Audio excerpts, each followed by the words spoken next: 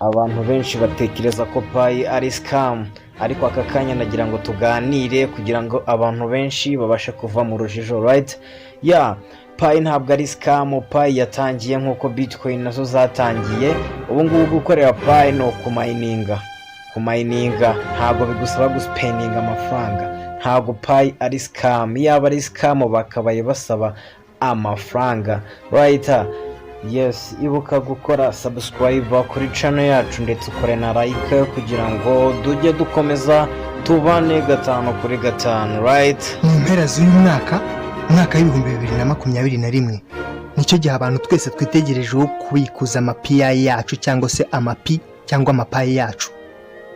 Ni ukuvuga ngo amafaranga yose twakoreye tuzahita tuyabikuza kandi azari mu mafaranga.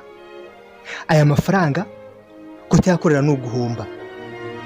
Niba ufite telefone yawe cyangwa mudasobwa, kora icyo twita verification. Iyo ukoze verification ntabwo ushobora kubura amapi yawe wakoreye. Byose biroroshye. Ujya muri settings uciye hejuru mu nguni ibumoso, ukamanuka hasi kuri profile, ubona handitse phone number verification ndetse na Facebook verification. Iyo wakanze bahita baguhereza agakode gatoya wohereza nimero z'Inyamerika cyangwa se n'izindi nimero, uhitamo iyo ushaka. Ugomba kuba ufite nibura igiceri cy'ijana kuri balance ya telefone yawe. Telefone ukoresha ni nayo nyine uba warakoresheje ufungura PI cyangwa payi yawe. Mu gihe ugize ikibazo kuri PI, duhamagare kuri 0780 51 88 wanatwandikira kuri WhatsApp.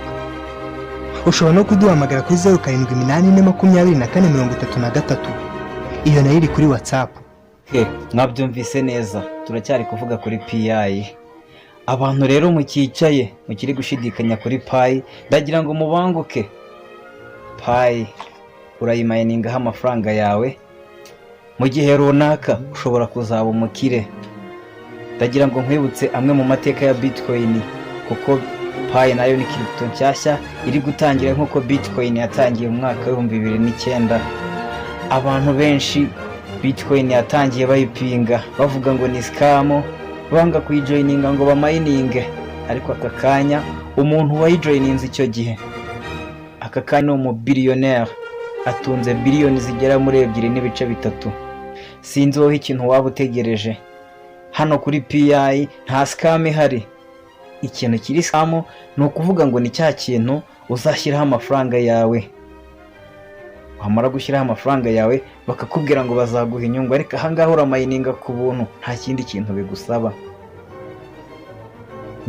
No kugaragaza presence yawe ku munsi, ukagaragaza kuri muri network kugira ngo network ibashe gukomera ya PI. Icyo nicyo bakwitezeho. Rero ni mutebuke, mubanguke mu joining PI. Mutuvugishe tubafashe nimba mutara joining PI, mutubaze byinshi tubasobanurire nimba mutara joining PI. PI mu minsi iri imbere iraza kugira abantu abakire. Sinzi rwose impamvu mukiri gushidikanya kuri PI. Aka kanya bitcoin ihagaze, bitcoin imwe 1 BTC ihagaze muri miliyoni 49 hafi 50. Gaho ibaze nka 1 PI iramutse igize agaciro karenza ka bitcoin, 1 PI akagira nk'agaciro ka miliyoni 60 cyangwa 70 z'amadolari. Ibaza uburyo waba uri umukire aka kanya uramutse ufite PI 5. Ngewe aka kanya mfite PI 300. Ukibaza uburyo naba ndi umubillionaire. Ibintu biri free, muze dukorera amafaranga. Ntabwo nshaka ko musigara inyuma kandi mufollowinga channel yanjye. Did you know that you can exchange PI into mobile money? Ama PI twakoreye yahinduka akajya kuri mobile money.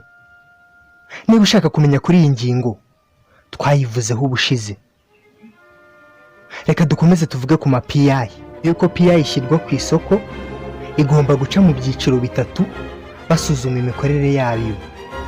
Ibyo byiciro bitatu byose bibiri muri byo byararangiye, hasigaye icyiciro kimwe cyonyine ari nacyo turimo. Wari uzi ko mu mpera z'uyu mwaka mu kwezi kwa 12 PI izajya hanze?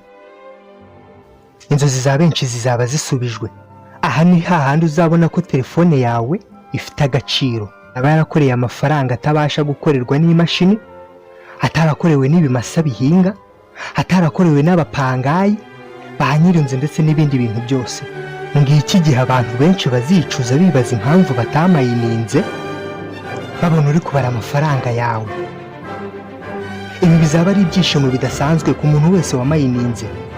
Kuri wowe wamayininze, amafaranga yawe abitse mu bubiko rutangaje, efu y'akataraboneka, umutamenwa ariwe interineti. Mu kwezi kwa 12 tuzaba tumeze neza, abantu batangiye kumayiningana na Pi. Tuzagura amazu meza, tuzagura imodoka nziza, tuzatembera imigabane tuyimare.